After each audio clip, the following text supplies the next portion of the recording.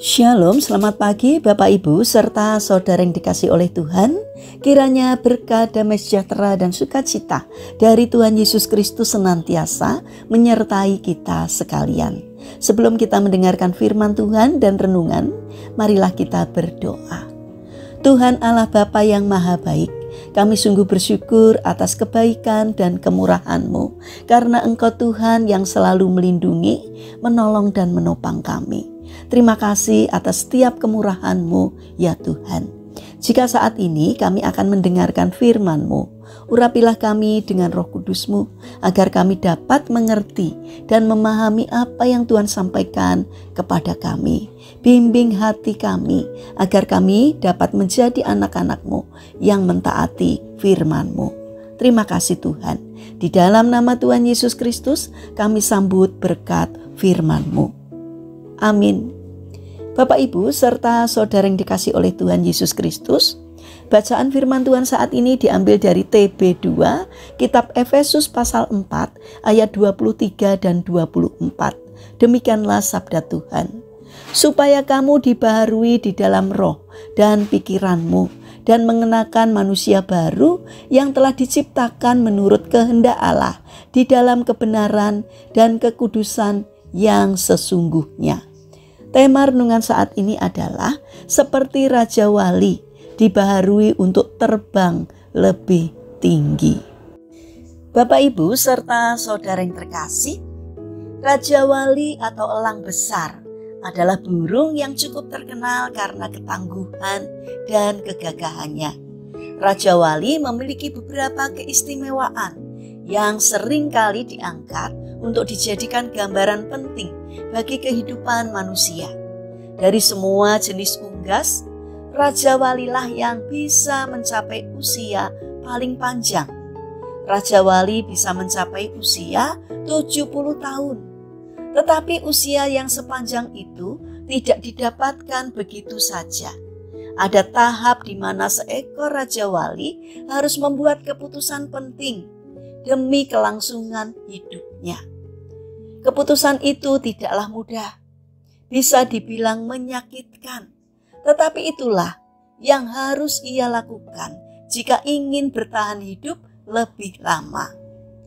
Ketika memasuki usia yang ke-40, seekor Raja Wali akan menunjukkan tanda-tanda penuaan di tubuhnya. Ini ditandai dengan paruh yang semakin panjang dan juga bengkok ke arah tubuhnya, sehingga lama-kelamaan paruh tersebut akan menyentuh dadanya. Begitu pula dengan cakar-cakarnya, tidak sekuat dulu lagi karena termakan usia. Bulu-bulu sayapnya menebal tak beraturan dan menjadi berat, sehingga sulit baginya untuk terbang dengan lincah. Jika hal ini dibiarkan begitu saja, maka akan terjadi pada Raja Wali tersebut adalah kematian. Mau tidak mau, ia harus menentukan pilihan, mati atau melalui sebuah proses panjang yang menyakitkan selama 150 hari. Umumnya, Raja Wali memilih untuk melalui proses menyakitkan tersebut, yaitu dengan berusaha sekuat tenaga terbang ke puncak gunung. Di sanalah ia akan membuat sarang di sebuah tebing yang cukup tinggi. Di sarang itulah ia tinggal dan memulai proses panjang yang akan mendatangkan pembaharuan baginya. Proses pembaharuan dimulai dari paruhnya yang sudah terlalu panjang dan bengkok. Paruh tersebut akan dipatuk-patukkan pada batu sampai akhirnya paruhnya tersebut lepas. Setelah paruh lepas, ia akan berdiam diri lagi selama beberapa waktu hingga tumbuh paruh yang baru. Dengan paruh yang baru itu, ia akan mencabut cakar-cakarnya. Setelah mencabut cakar-cakarnya, ia akan menunggu lama sampai tumbuh cakar-cakar yang baru. Setelah cakar baru tumbuh, maka ia akan mencabut bulu-bulunya dengan cakar baru itu. Setelah 150 hari atau sekitar 5 bulan, bulu-bulu yang baru akan tumbuh.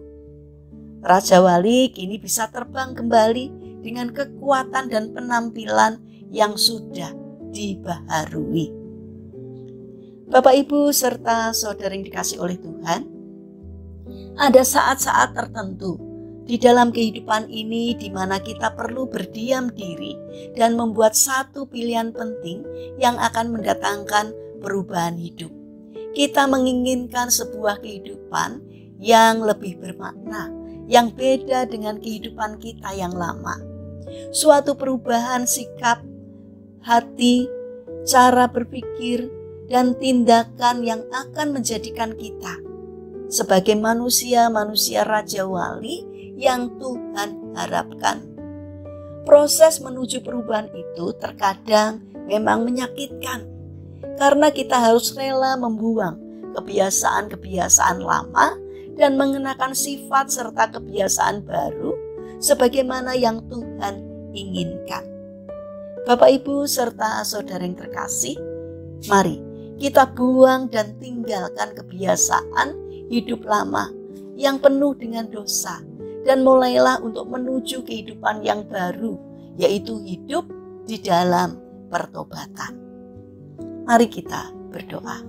Tuhan Yesus yang Maha Baik, mampukan kami untuk melalui proses demi proses yang akan membuat hidup kami menjadi baru dan lebih berarti. Bapa yang Maha Baik, saat ini kami mendoakan bagi saudara-saudara kami yang mengalami pergumulan dan kesulitan hidup.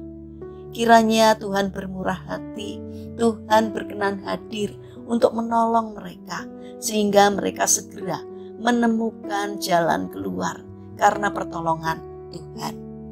Bagi mereka yang terbaring sakit, kiranya Tuhan memberkati setiap upaya yang mereka lakukan. Kiranya Tuhan berkenan untuk memberikan kesembuhan. Saat ini kami ingin menyerahkan setiap rencana aktivitas kami hari ini ke dalam tangan-Mu. Kami mohon penyertaan, pertolongan Tuhan, agar apapun yang boleh kami kerjakan, boleh berkenan di hati Tuhan dan dapat menjadi berkat bagi sesama kami. Terima kasih Bapa yang Maha Baik, mampukan kami untuk senantiasa melakukan hal-hal yang baik, hal-hal yang benar, yang berkenan di hadapan-Mu, sehingga kami dapat menjadi manusia-manusia baru, ciptaan-ciptaan baru sesuai dengan apa yang Tuhan inginkan. Terima kasih Bapa, kami alaskan seluruh doa dan permohonan kami hanya di dalam nama Tuhan Yesus Kristus. Amin. Puji Tuhan, Bapak, Ibu, serta saudara yang terkasih. Kiranya firman Tuhan dan renungan hari ini dapat menjadi berkat bagi kita semua. Haleluya.